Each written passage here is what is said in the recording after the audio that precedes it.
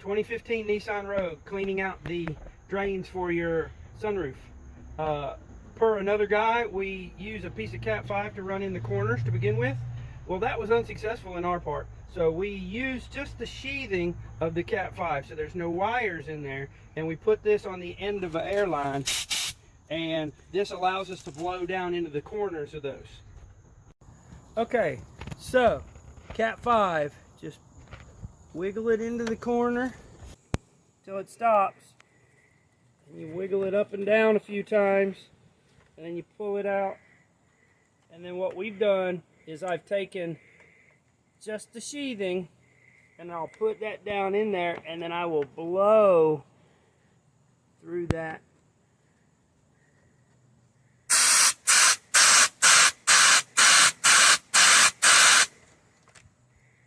And that will clean it out. Now we can show you by pushing down on this and pouring water in.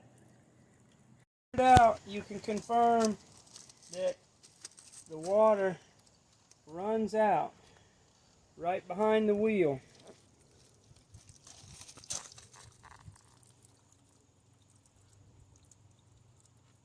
And if it doesn't run fast, it's not unstopped.